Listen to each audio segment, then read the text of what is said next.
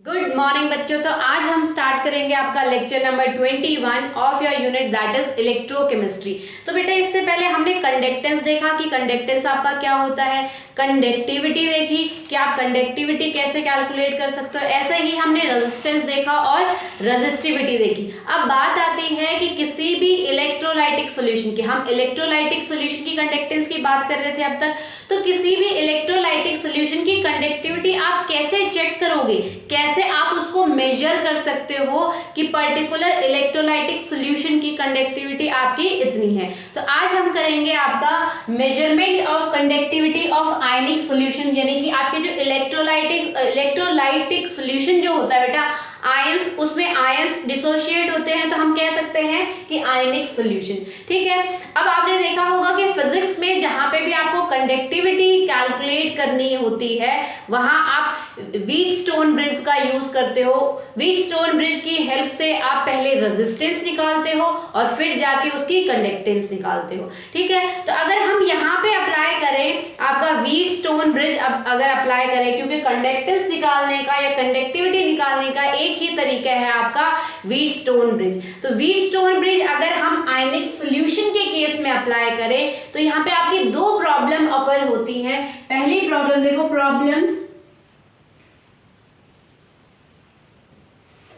की बात करें तो पहली जो प्रॉब्लम है वो है, आपको पता है कि आपने फिजिक्स में व्हीटस्टोन ब्रिज में आप कौन सा करंट सप्लाई करते हो, डीसी यानी कि डायरेक्ट करंट। अब केमिस्ट्री में बात होती है, हम फिजिक्स में जो आपका व्हीटस्टोन ब्रिज यूज करते हैं वो किस फॉर्म में होता है, ऐसा हम एक डिटेक्टर लगाते हैं, इस टाइप से हम मेटल लगाते हैं,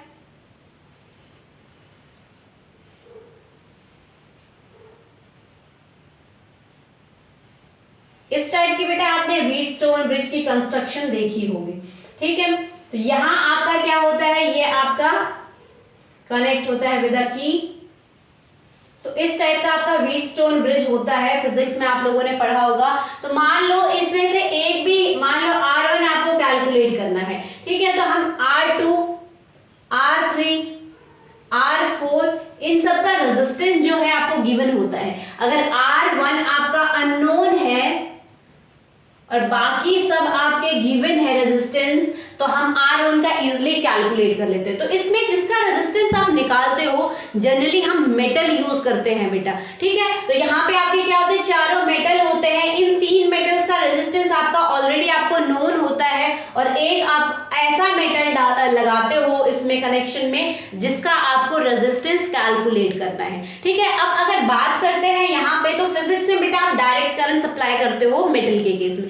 अब अगर हम डायरेक्ट करंट सप्लाई करें किस केस में, आयनिक सॉल्यूशन में, यानी कि व्हीटस्टोन ब्रिज में आपका आयनिक सॉल्यूशन है। ठीक है। आयनिक सॉल्यूशन आपने करेक्ट किए हैं और उसमें अगर आप डायरेक्ट करंट सप्लाई करते हो तो आपको पता है कि डायरेक्ट करंट जैसे ही सप्लाई करोगे टेम्परेचर आपका इंक्रीज हो जाएगा। Temperature of electrolytic solution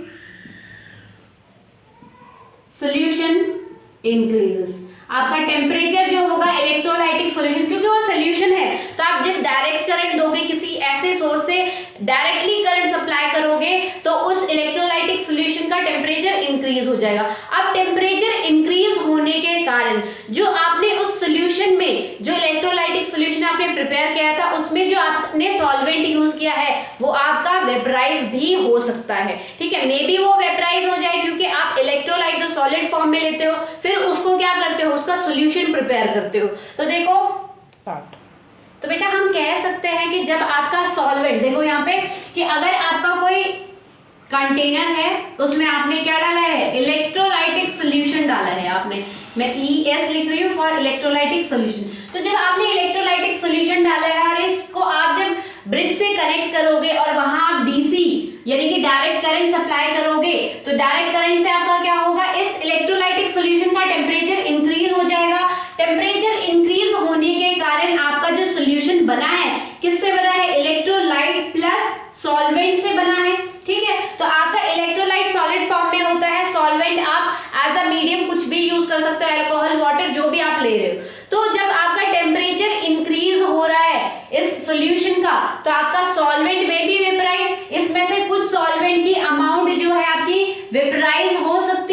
temperature increase होते ही और जैसे ही सॉल्वेंट यहाँ से वेपराइज होगा तो इसकी जो कंसंट्रेशन थी, इसकी इलेक्ट्रोलाइटिक सॉल्यूशन की जो कंसंट्रेशन थी उसमें से क्या हो गया है, सॉल्वेंट, कुछ सॉल्वेंट के पार्टिकल्स या मॉलिक्यूल आपके वेपराइज हो गए तो आपके इलेक्ट्रोलाइटिक सॉल्यूशन की कंसंट्रेशन क्या हो गई है, कम हो गई है, या फिर मैं कहूँ कंसंट्रेशन चेंज हो गई है। तो हम कह सकते हैं कि जब भी आप डीसी करंट प्रोवाइड करोगे द कंसंट्रेशन ऑफ इलेक्ट्रोलाइटिक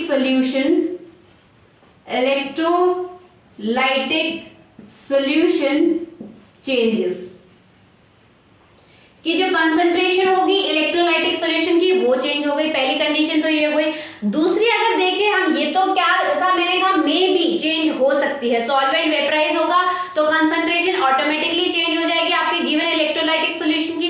अब अगर बात करते हैं कि हो सकता है सॉल्वेंट वेपराइज ना हो, ठीक है, जल्दी वो वेपराइज नहीं होता है, हमने कुछ ऐसा सॉल्वेंट लिया है जो इजीली वेपराइज नहीं होता है, तो कुछ ऐसा भी हो सकता है उसमें कि जो आपकी इलेक्ट्रोलाइटिक सॉल्यूशन में है उसमें कुछ इलेक्ट्रोलाइट कंप्लीटली डिसोसिएट नहीं होंगे, ठीक है। तो जैसे ही आपने टेम्परेचर, जैसे ही डीसी करंट प्रोवाइड किया, इलेक्ट्रोलाइटिक सॉल्यूशन का टेम्परेचर इंक्रीज हुआ और टेम्परेचर इंक्रीज होते ही वो इलेक्ट्रोलाइट भी डिसोसिएट हो जाएंगे जो कि डिसोसिएट अब तक नहीं हुए थे। तो जब आपके इलेक्ट्रोलाइट डिसोसिएट होंगे तो इसमें आयंस क्या होंगे, और भी ज्यादा हो जाएंगे, जो नॉर्मली प्रेजेंट थे उनसे ज्यादा आयंस हो जाएंगे। तो आयंस ज्यादा होने के कारण आपका क्या होगा, फिर से आप कह सकते हो the change of electrolytic solution, the concentration of electrolytic solution changes, ठीक है। तो इलेक्ट्रोलाइटिक सॉल्यूशन की कंसंट्रेशन चेंज हो सकती है जब हम डीसी करंट अप्लाई कर सकते हैं, चाहे वो सॉल्वेंट के वेपराइज होने की वजह से हुई हो या फिर कुछ ऐसे इलेक्ट्रोलाइट जो कि डिसोसिएट नहीं हुए हैं, वो टेम्परेचर जैसे ही इंक्रीज हुआ उससे डिसोसिएट हो गए, तब भी वहां पे आपका क्या होगा, उस इलेक्ट्रोलाइटिक सॉल्यूशन का जो कंसंट्रेशन होगा वो चेंज हो जाएगा। तो पहली प्रॉब्लम तो आपकी ये आई आयनिक सॉल्यूशन के केस में, अगर आप आयनिक सॉल्यूशन व्हीटस्टोन ब्रिज में रखते हो। तो दूसरी प्रॉब्लम की अगर बात करें बेटा, तो दूसरी प्रॉब्लम क्या थी, वी कैन नॉट कनेक्ट या फिर attach the solution, electrolytic solution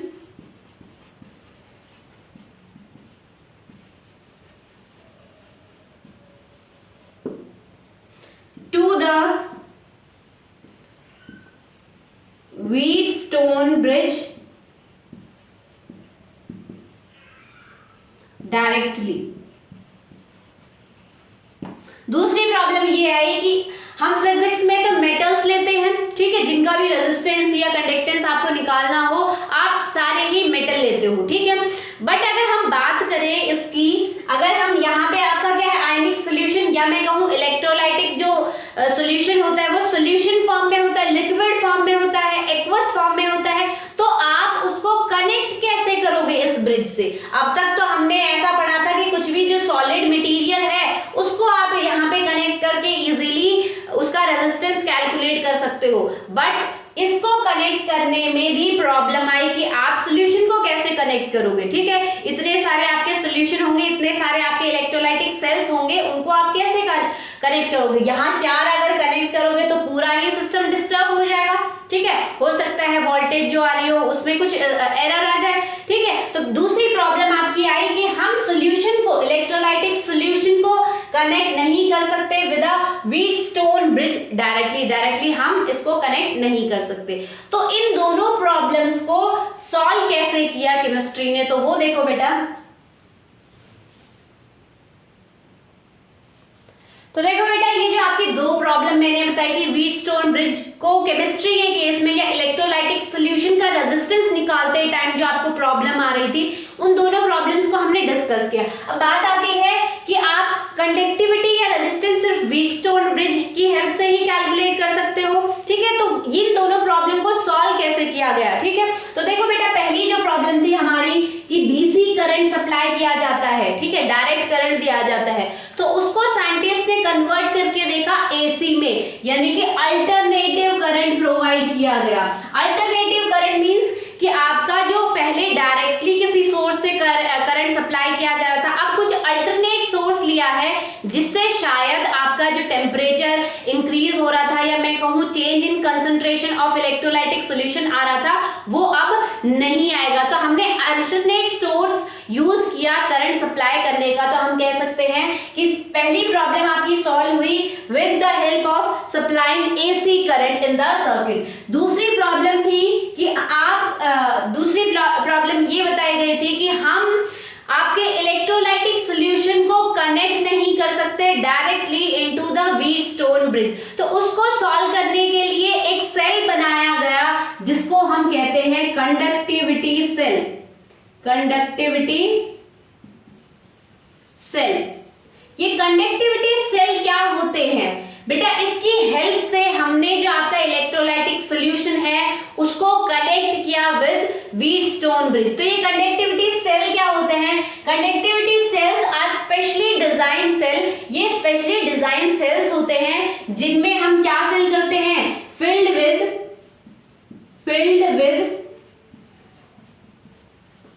आयनिक और electrolytic solution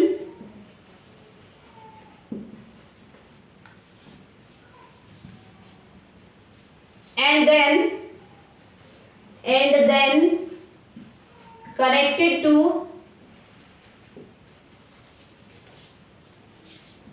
the Wheatstone bridge. उसके बाद आपका conductivity cell specially design cell होते हैं, वो हम बताएंगे कि कैसे इनको डिजाइन किया गया था।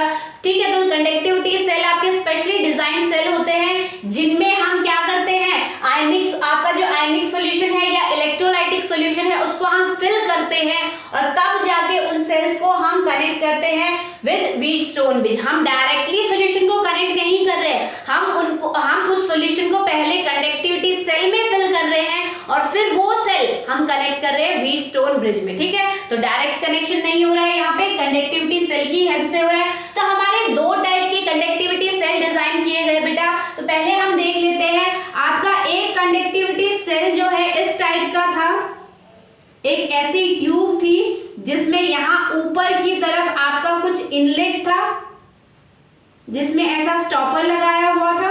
ठीक है, उसके बाद हमने क्या किया? इस इनलेट को ओपन करके इस ट्यूब में हमने इलेक्ट्रोलाइटिक सॉल्यूशन फिल किया गया। ठीक है, इस ट्यूब में हमने आयनिक सॉल्यूशन आपका फिल किया गया। उसके बाद यहाँ पे क्या था इसकी कंस्ट्रक्शन में कि यहाँ पे ऐसा एक इलेक्ट्रोलाइट फिट किया गया। ठीक है बेटा, ऐसा एक इलेक्ट्रोलाइट फिट किया गया। सेम ऐसा ही इलेक्ट्रोलाइट बेटा इस साइड भी फिट किया गया। सॉरी, इलेक्ट्रोलाइट नहीं, इलेक्ट्रोड। ऐसा इलेक्ट्रोड यहाँ फिट किया गया। सेम ऐसा ही इलेक्ट्रोड आपका इस साइड भी फिट किया गया। ठीक है, और इस इलेक्ट्रोड, ये आपके क्या है? ये आपके दोनों क्या है बेटा? इलेक्ट्रोड है। ये भी आपका क्या है? इलेक्ट्रोड। उसके बाद इन इलेक्ट्रोड में एक पतली सी प्लेटिनियम की वायर डाली गई और वो वायर ऐसे इस सॉल्यूशन में छोड़ी गई। ठीक है, ऐसे ही सेम यहाँ पे भी इस इलेक्ट्रोड में भी एक पतली सी प्लेटिनियम की वायर डाली गई और उसको यहाँ पे ऐसे छोड़ा गया। ठीक है, उसके बाद हमने ये जो आपकी वायर थी इसको एक कनेक्ट कर दिया इस सर्किट से। अब इसका कनेक्शन कैसे किया गया आपके व्हीटस्टोन ब्रिज में वो हम देखेंगे। ठीक है बेटा, उसके बाद देखो हमने क्या किया है, यहाँ पे आपका क्या था? ये जो है आपकी क्या थी? इसीलिए क्योंकि इसमें क्या है? प्लेटिनियम की वायर डाली गई, इसीलिए हम इलेक्ट्रोड को, ये दोनों ही इलेक्ट्रोड हम बोलेंगे प्लेटिनम इलेक्ट्रोड। ठीक है, और ये प्लेटिनम जो वायर डाली गई ये इस इलेक्ट्रोलाइटिक सॉल्यूशन के डायरेक्ट कांटेक्ट में थी, दोनों ही साइड आप देख सकते हो। ठीक है, साथ के साथ यहाँ पे क्या था बेटा? साथ के साथ हम यहाँ पे कह सकते, मैं यहाँ लिख देती हूँ, साथ के साथ इस इलेक्ट्रोड को, दोनों ही इलेक्ट्रोड को आपका क्या किया गया? दोनों ही इलेक्ट्रोड पे प्लेटिनम ब्लैक, पीटी ब्लैक की कोटिंग की गई। Platinum black was coated on the electrodes, कि दोनों ही इलेक्ट्रोड्स पे आपकी प्लेटिनियम ब्लैक की कोटिंग की गई। अभी आपका प्लेटिनियम ब्लैक क्या है? क्या ब्लैक कलर का प्लेटिनियम था ये?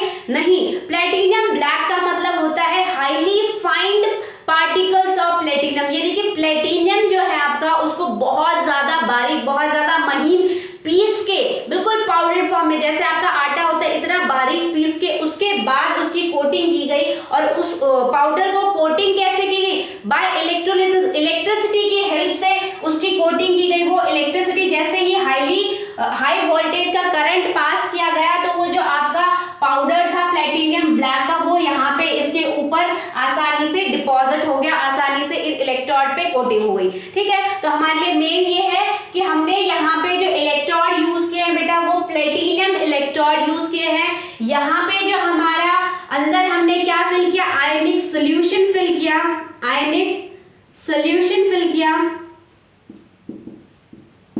ठीक है, यहाँ पे हमने आयनिक सोल्यूशन फिल किया। अब बात आती है कि हमने ये तो आपका हो गया पहला कंडक्टिविटी सेल, इस टाइप से डिजाइन किया गया। ठीक है, आपका एक ट्यूब थी, एक स्पेशली डिजाइन शेल था जिसमें हमने आयनिक सोल्यूशन को फिल किया गया। और यहाँ पे आपके दो प्लेटिनियम के इलेक्ट्रोड थे, इन पे ये जो वायर जा रही थी कनेक्टिव वायर, इसको हमने व्हीटस्टोन ब्रिज के साथ कनेक्ट किया। वो कैसे कनेक्ट किया वो हम आगे देखेंगे। दूसरा जो आपका सेल था वो बिल्कुल इसके तरह ही था, थोड़ा उसके शेप में और थोड़ी सी उसकी मॉडिफिकेशन थी। वो कैसे था? इस टाइप का हमने एक ग्लास लिया था, उसमें बीकर टाइप का एक ग्लास लिया था। इस बीकर टाइप के ग्लास में दो इलेक्ट्रोड ऐसे फिट किए गए थे।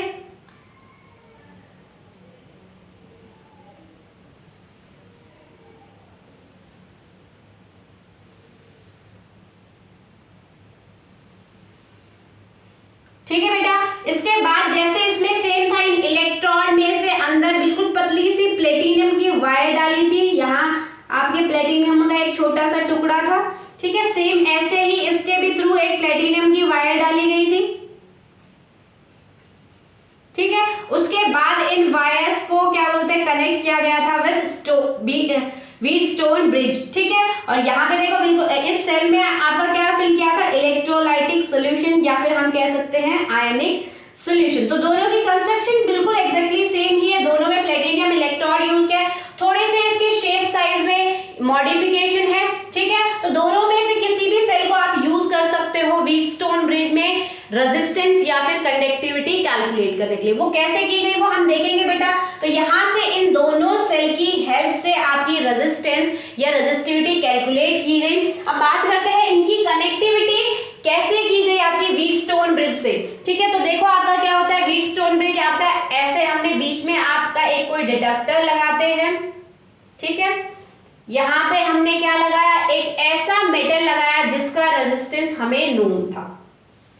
ठीक है, इस साइड भी हमने एक ऐसा मेटल लगाया जिसका रेजिस्टेंस हमें नोन था। ठीक है, ये हमने थर्ड मेटल लगाया जिसका रेजिस्टेंस बेटा हमें नोन था।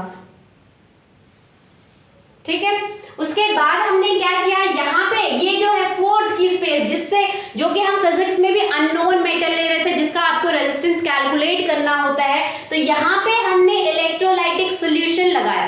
ठीक है, तो हमने इलेक्ट्रोलाइटिक सोल्यूशन किसकी हेल्प से लगाया? With the help of this conductivity cell. तो इस टाइप से हमने कंडक्टिविटी सेल लगाए, इसके ये दोनों इलेक्ट्रोड्स थे, इनसे आपका ये सेल ऐसे कनेक्ट किया गया। ठीक है बेटा, ऐसे आपके इसमें आपका क्या था, सोल्यूशन फिल था। और उसके बाद आपका क्या किया, इन सेल्स को हमने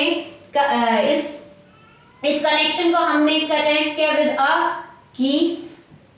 तो ये आपकी व्हीटस्टोन ब्रिज की कंस्ट्रक्शन हो गई in case of ionic solution. ठीक है, तो जिसका भी आपको चाहे आप इस फॉर्म में इसको कनेक्ट कर दो। ठीक है, तो जिस भी सोल्यूशन का, जिस भी आयनिक सोल्यूशन का हमें कंडक्टिविटी निकालनी थी या मैं कहूँ रेजिस्टेंस निकालना था, वो हमने इस तरीके से लिया।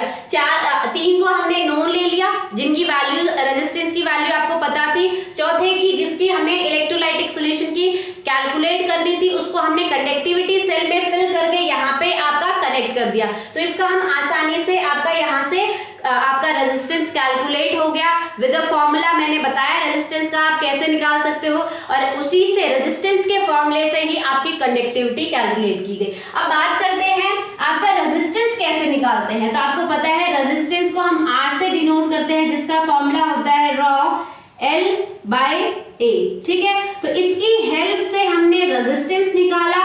इस व्हीटस्टोन ब्रिज में जो हमने आपका आयनिक सॉल्यूशन कनेक्ट किया है उसका रेजिस्टेंस हमने इस फॉर्मूले की हेल्प से निकाला।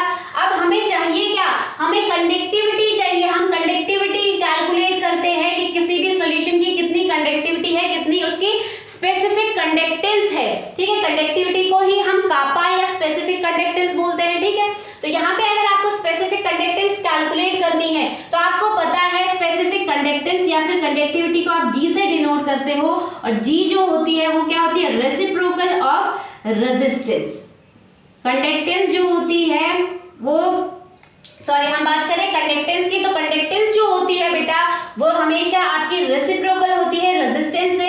तो जब हम कंडक्टेंस यहाँ से कैलकुलेट कर लेंगे with the help of resistance, तो आसानी से आपकी कंडक्टिविटी यहाँ से कैलकुलेट हो जाएगी, ठीक है। अब बात करें यहाँ पे, तो हम G का फॉर्मूला कैसे कैलकुलेट कर सकते हैं, आपको पता है इसका रिवर्स अगर लिखे हम, तो G is equal to 1/ρ A/L आएगा आपका, ठीक है।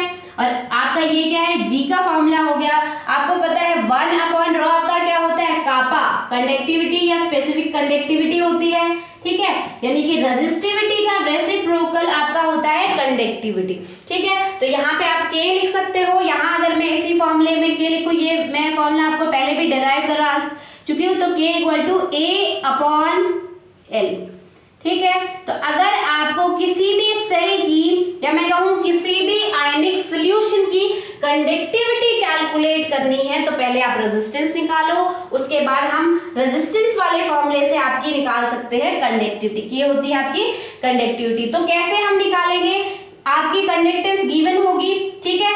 ये L और A क्या है आपका, L जो है बेटा आपका, यहाँ देखो, यहाँ बताती हूँ सॉल्यूशन में, L जो है वो है distance between these two electron, ठीक है, length between these two electron, ये आपकी L है। फिजिक्स में हम आपकी वायर की लेंथ नापते हैं, जिस भी मेटल वायर की आपको कंडक्टिविटी निकालनी है, हम क्या करते हैं, L क्या लेते हैं उस केस में, लेंथ ऑफ द वायर या लेंथ ऑफ द कंडक्टर बोल सकते हैं। तो इस केस में जो L है वो आपका क्या होगा, हम इलेक्ट्रोलाइटिक सॉल्यूशन का निकाल रहे हैं, तो length between the two electrodes आपकी L की वैल्यू होगी। अब बात करते हैं A आपका क्या होगा, तो A बेटा इसका आपके जो इलेक्ट्रोड्स का क्रॉस सेक्शन एरिया होगा, क्रॉस एरिया होगा, ठीक है, जिसको हम A से डिनोट करेंगे, ठीक है। तो इन वैल्यू से आप इजीली कंडक्टेंस निकाल सकते हो। बट एक्चुअली यहाँ पे भी एक प्रॉब्लम आई कि जब आप कंडक्टिविटी सेल यहाँ पे व्हीटस्टोन ब्रिज में कनेक्ट करते हो तो ये पॉसिबल ही नहीं था कि जो आपकी जो लेंथ है, या मैं कहूँ आपका जो क्या बोलते हैं, इन दोनों इलेक्ट्रोड्स के बीच में जो आपने इलेक्ट्रोलाइटिक सॉल्यूशन जो फिल किया है, जिसमें आपके इन दोनों इलेक्ट्रोड के बीच में जो नंबर ऑफ आयंस थे वही आपकी लेंथ होगी कि इतने नंबर ऑफ आयंस है, वही उसकी लेंथ बताएंगे कि दोनों इलेक्ट्रोड के बीच में कितनी लेंथ है। तो जब आपका सेल चलता हो, वर्किंग सेल के बीच में आप लेंथ को कैलकुलेट करना या मैं कहूँ लेंथ को एस्टिमेट करना बहुत ज्यादा इम्पॉसिबल हो गया था। कैसे कि बेटा जैसे ही आपका ये सेल कंप्लीट होगा, इसके थ्रू आपका क्या होगा, इलेक्ट्रिसिटी पास होगी। तो जैसे ही आपका सेल वर्किंग में आएगा तो सेल में वर्किंग आते ही इस लेंथ के बीच में जो आयंस होंगे वो क्या होंगे, चेंज होते रहेंगे, ठीक है, आयंस की मूवमेंट होती रहेगी। तो ये पॉसिबल ही नहीं है कि इस दोनों इलेक्ट्रॉड्स के बीच में एग्जैक्टली कितने नंबर्स ऑफ आयन